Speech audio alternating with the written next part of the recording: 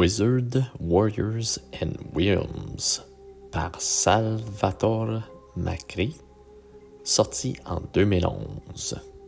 Je sais, vous vous dites assurément MLF, tu parles d'un autre rétro-clone basé sur D&D Basic Set de Holmes. Et oui, ça n'a rien de surprenant dû au fait que Dr. Holmes a apporté une simplicité et un apprentissage aux règles originales de 1974.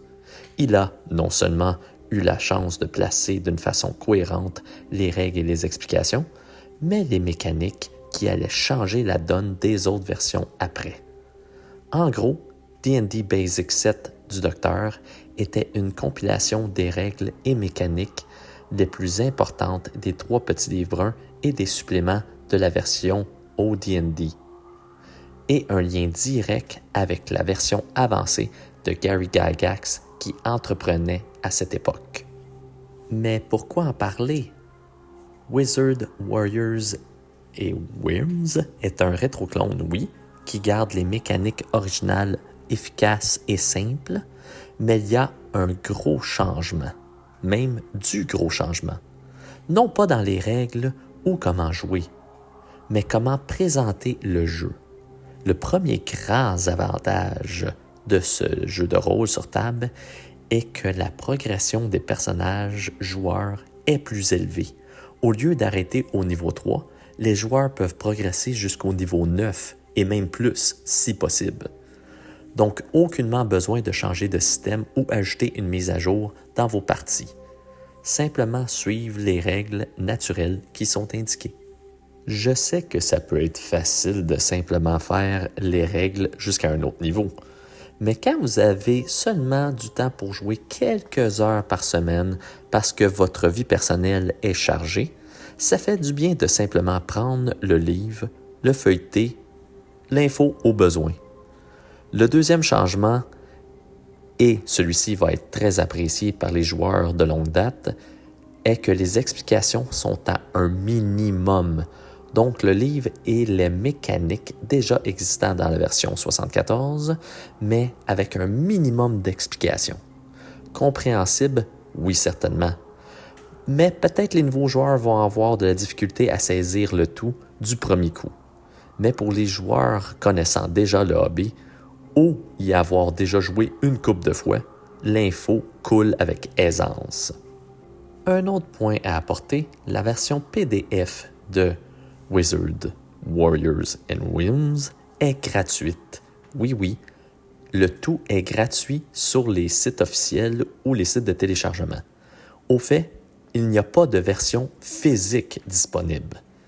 Étant un puriste et avoir le moins de temps possible à fouiller sur mon cellulaire en pleine partie, j'aime pas bien ça être sur mon cellulaire en pleine game, j'ai pris les règles PDF et avec un site pouvant fabriquer des livres, les imprimer, j'ai fait moi-même un format ressemblant le plus possible à la version originale. J'ai simplement généré 2 images avec un logiciel IA pour la page couverture et l'arrière. Installer le logo sur le dessus et voilà. Mais pour ceux qui veulent simplement imprimer avec des feuilles bien ordinaires chez soi, rien ne vous empêche de faire ça. L'auteur a fait un beau travail pour mettre en valeur les tableaux et que ce soit facile à lire pour la plupart du temps. Je dis bien la plupart du temps parce que malheureusement, voici le point faible de ce rétroclone. La mise en page avec certaines informations est mal coupée. En plein milieu d'un tableau ou d'un texte, vous allez devoir continuer votre lecture sur une autre page, même si c'est juste un mot qui manquait sur la page, il faut vous changer. En format PDF, ça n'a plus ou moins d'importance, mais quand vous imprimez les règles, attendez-vous à une surprise comment est disposée l'information.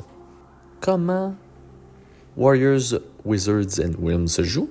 En fait, c'est la base de tous les jeux de rôle sur table que nous connaissons aujourd'hui. Il y a un joueur qui est le maître du donjon, l'arbitre si vous aimez mieux, celui qui décrit les situations, l'environnement où se déroule le jeu et les personnages et monstres que les autres joueurs rencontrent. Les autres joueurs, en tant que tels, ont un avatar qui représente leur personnage. Ceux-ci ont des forces et des faiblesses, des caractéristiques propres à eux. Ensemble, ils essaient de résoudre des énigmes, battre des monstres et explorer des labyrinthes souterrains pour y ramasser des trésors, pour acheter de meilleurs équipements et progresser en montant de niveau pour être de plus en plus fort.